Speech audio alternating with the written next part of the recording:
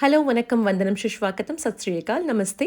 Welcome to my channel, Me and My Heartful Cooking. என்னுடைய channel பார்க்குற எல்லாருக்கும் ரொம்ப ரொம்ப நன்றி. தேங்க்ஸ் ஃபார் வாட்சிங் my channel. Please like, share, subscribe my channel. அப்படியே பெல் ஐக்கானையும் கிளிக் பண்ணிக்கோங்க. புது வீடியோட அப்டேட் உங்களுக்கு கிடைக்கும். வாங்க இன்னைக்கு என்ன சமைக்கலான்னு பார்ப்போம். மனசார சமைச்சாலே டேஸ்ட்டாக இருக்கும். இன்னைக்கு கமன்னு ஒரு மட்டன் லிவர் கிரேவி எப்படி பண்ணுறதுன்னு பார்ப்போம். இந்த ஆட்டு ஈரலில் நிறையா ஹெல்த் பெனிஃபிட்ஸ் இருக்குது. அதனால நம்ம எடுத்துக்கிறது ரொம்ப நல்லது. இந்த கிரேவி ரைஸோட சப்பாத்தியோட சாப்பிட்டா சூப்பராக இருக்கும். வெறுமையாக கிரேவி ஈரல் சாப்பிட்டாலும் சூப்பராக இருக்கும். லிவர் கிரேவி செய்கிறதுக்கு தேவையான பொருட்கள்: ஒரு பெரிய வெங்காயம் சின்னதாக கட் பண்ணது, 2 டொமேட்டோ பியூரி பண்ணி வச்சுக்கலாம், இஞ்சி பூண்டு விழுது, 1 டீஸ்பூன் சில்லி பவுடர், 1/2 டீஸ்பூன் மஞ்சத்தூள், 1 teaspoon garam masala, 1 table spoon மல்லித்தூள், பச்சை மிளகா காரத்துக்கு தேவையான அளவு, உப்பு தேவையான அளவு. இதெல்லாமே நம்ம ட்ரை மசாலா இஞ்சி பூண்டு விழுதோட தண்ணி ஊற்றி கொஞ்சம் பேஸ்ட் மாதிரி மிக்ஸ் பண்ணி வச்சுக்கலாம். ஒரு சின்ன டிப்பு, இந்த இடத்துல நான் உப்பு சேர்க்கல. இந்த ட்ரை மசாலா பேஸ்ட்டில் உப்பு நான் லாஸ்ட்டில் தான் சேர்க்க போகிறேன். ஏன்னா அப்போ தான் ஈரல் ஹார்ட் ஆகாமல் இருக்கும். இந்த பேஸ்ட்டு இந்த கன்சிஸ்டன்சியில் ரெடி ஆகிடுச்சு. இப்போது ஒரு பேனில் 2 டேபிள் ஸ்பூன் எண்ணெய் ஊற்றிட்டு அது நல்லா சூடானதும் ஒரு பிரியாணி இலை, ஒரு மீடியம் சைஸ்டு பட்டை, 3 பச்சை ஏலக்காய் போட்டு நம்ம கொஞ்சம் சாட் பண்ணிக்கலாம்.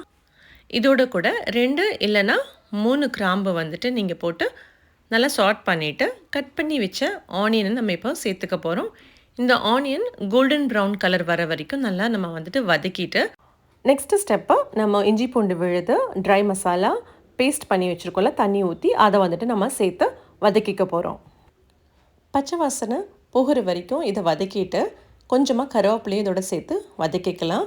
இதுக்கப்புறம் அரைச்சி வச்ச டொமேட்டோ பியூரியும் சேர்த்துக்க போகிறோம்.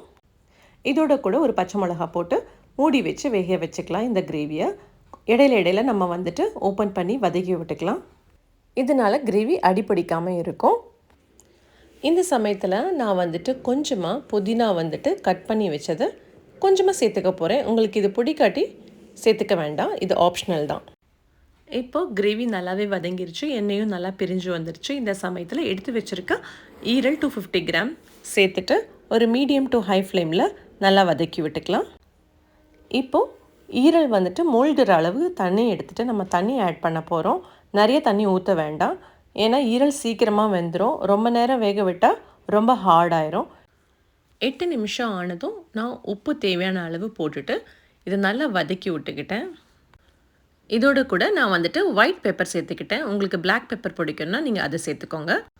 இப்போ ஈரல் வேக வைக்கிற டைம் பார்த்திங்கன்னா 5 நிமிஷம் ஓப்பன் பண்ணி வதக்கிட்டு 10 நிமிஷம் மூடி போட்டு நம்ம வேக வச்சுருக்கோம்.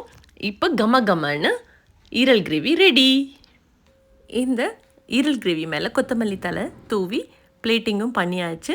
சாப்பிட்றதுக்கும் ரெடி ஆயாச்சு. வாங்க சாப்பிடலாம். ஆஹா, என்ன ருசி! இந்த ஈரல் கிரேவி சாதத்தோட சப்பாத்தியோட செம்மையாக இருக்கும். அப்படியே சப்ஸ்கிரைபும் பண்ணிக்கோங்க. தேங்க்ஸ் ஃபார் வாட்சிங் மை சேனல். மீண்டும் சந்திப்போம்.